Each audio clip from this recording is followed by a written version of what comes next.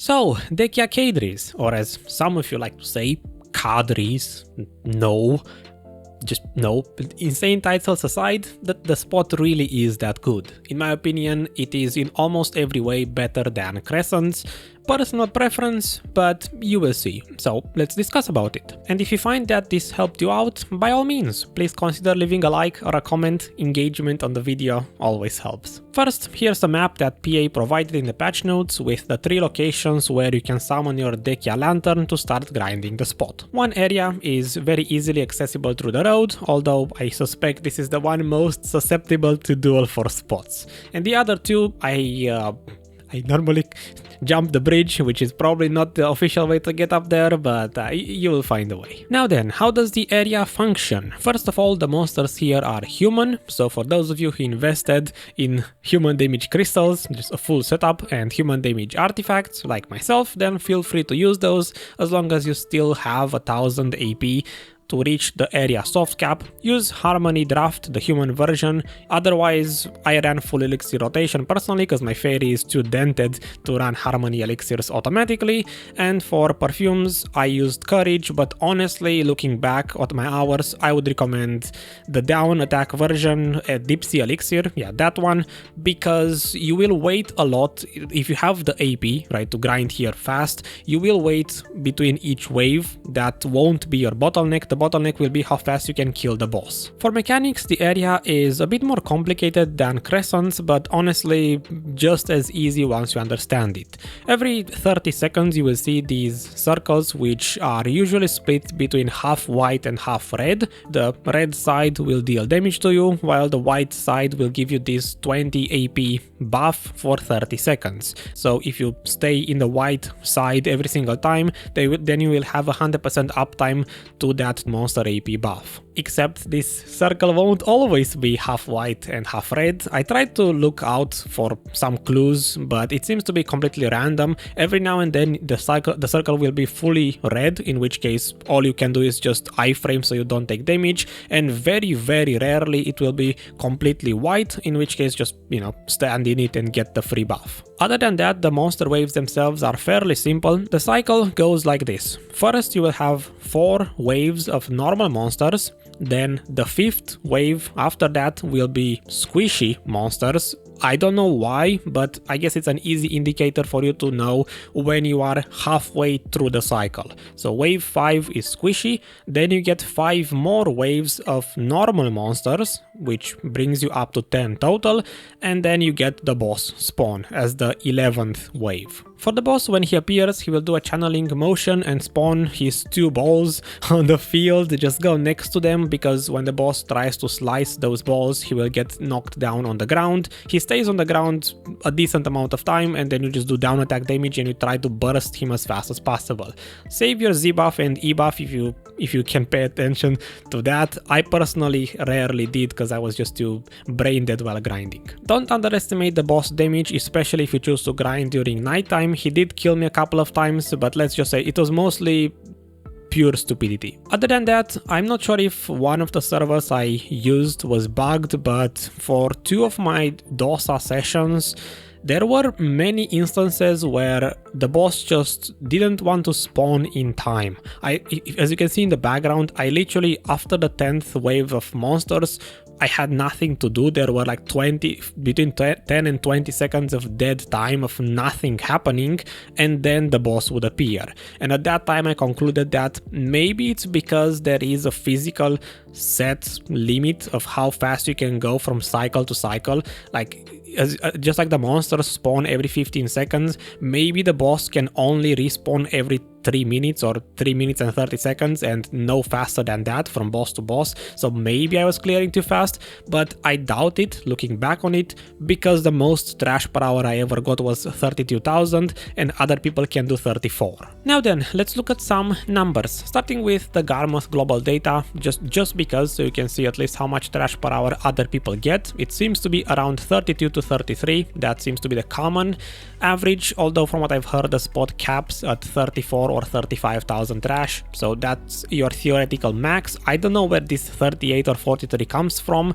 It's most likely inaccurate. It's just too early for Garmoth to have a proper global data average, seeing how this number here is completely bugged. 38,000 should be impossible, and if I change this into blue plus Agris, nothing changes. If I change it into yellow and no Agris, again nothing changes. So I will assume this is bugged for now. The only reason why I'm even bringing this up is because at least it seems like out of 800 hours, most people get about one Debo ring per hour average, so at least it tells me that. As for my own Garmoth data, I did 7 hours in total, with the first 2 being mounted on Heilang and the other 5 on Awakening Dosa. First one was on blue plus Agris, everything else on yellow plus Agris, and I should note I excluded the first hour, this one, just because it's blue plus Agris, and as you will see later, it's annoying to convert it in this case for this spot specifically. So this one is excluded from Excel spreadsheet, but here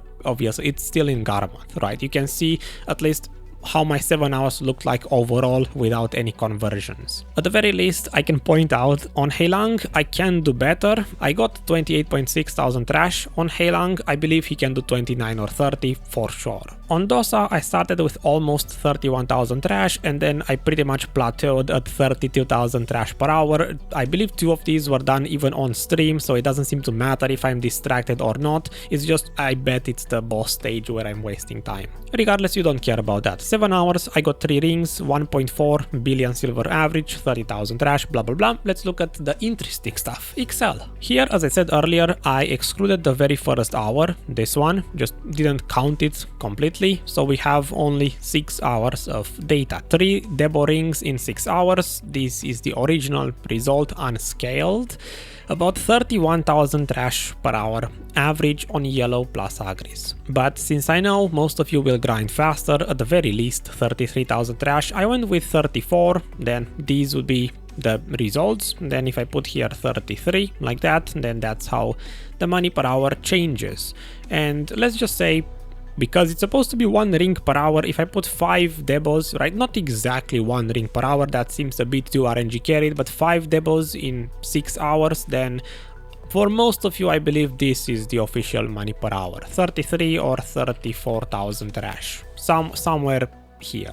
Now if you're confused about what all of this here means, let's just say I guess it doesn't really matter for most of you, but I just want to point out that it was a nightmare kind of to convert into the different types of, yellow plus Agris, blue plus Agris, or blue or yellow, because Agris here does not work for the boss, just like at Crescents, which when I reviewed Crescents, I didn't remember to account for, so I had to go back and retest it. Regardless, Agris here doesn't work on the boss, but it works on the trash. So imagine your scaling here is not what you would normally expect. And I remember many people saying, oh, this area is much more efficient than Crescents because you burn less Agris per hour, but you get the same trash per hour.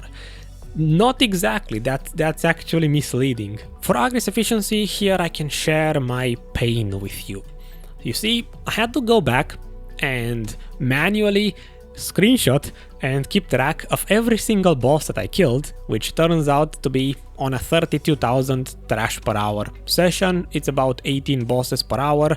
Again, in theory, if they are spawning every 3 minutes, then you should get at most 20 of them per hour, right? The most I saw was 688 trash, the least 507, so it averages at almost exactly 600 trash from the boss. And what's really important here is if you add all the trash from all the bosses, as I said, Agris does not work on the bosses. You get 10,000 trash, a third of your entire trash per hour, or at least on yellow and Agris, comes from sources where Agris doesn't work to begin with, which means yes, you will use only 12.6 thousand in this case Agris per hour, but comparing this to Crescents, because I had to go back to Crescents and do the same thing where I only got 12 bosses in a 1 hour session, granted not very fast, but what, 30.7 thousand trash on Dosa?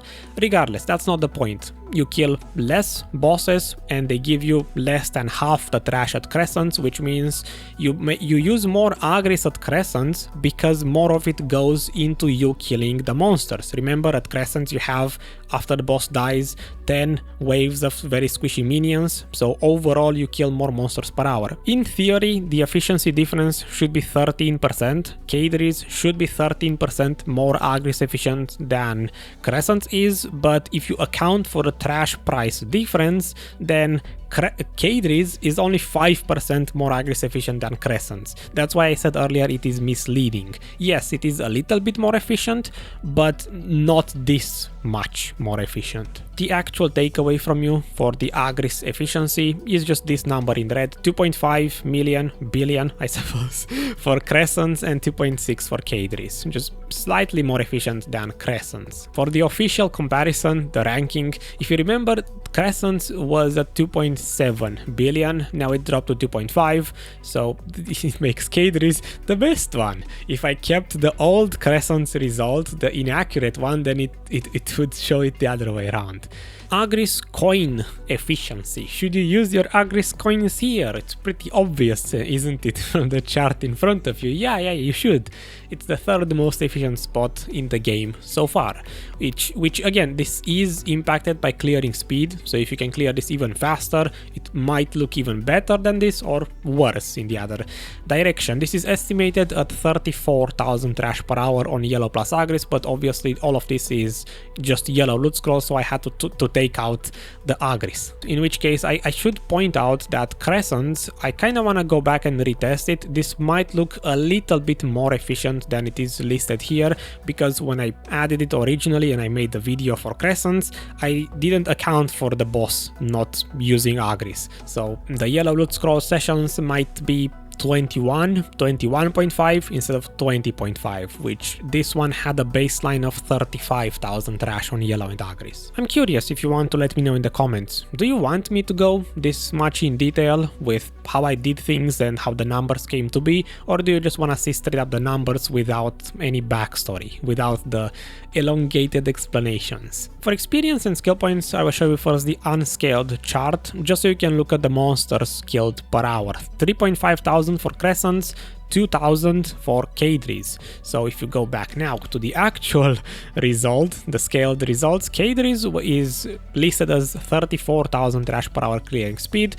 Crescents, Dehkia Crescents, 35, so very close to the theoretical max limit. And this is the only area where Cadrys loses to Crescents, and it's pretty obvious why. You kill less monsters, over 50% more at Crescents, so it's pretty obvious that's why Crescents ranks higher in experience. But it's not amazing to begin with, so do with that what you will. Skill points are literally whatever, since the top of the chart is like 5. Where would you even find it? I don't know. It's getting lost in the sea. There you go, Cadrys.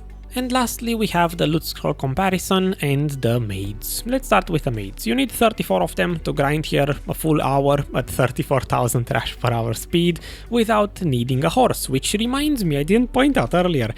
The horse... This is how far you have to park your horse for it to stop aggroing monsters. I'm pretty sure I lost trash per hour in my first two, or I guess the 2 Heilang sessions, because every single time the waves would aggro the horse. I don't remember having this issue at Crescents. For the loot scroll efficiency, I used 46% instead of the 44%. Monsters have 44% scaling on the loot scroll, the blue one.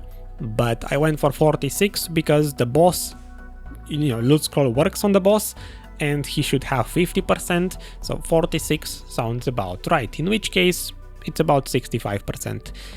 Essentially, the TLDR, 100% means 1 loot scroll, 200% means 2 loot scrolls, which in theory yellow loot scroll should be 200%, but it's never the case, right? That's what this number means. And that's with 5 Debo rings in 6 hours, but I only dropped 3, so it's only fair to show the other version, which is 75% efficient. It gets more efficient the less rare items you get, which it's pretty obvious. And yeah, that's it. We are done. That is everything you could possibly need to know or want to know about Cadrys, half of which you will forget as soon as you turn off this video. I should just go chill, relax, I'm done. That's Cadrys for you. Yeah, enjoy, have fun.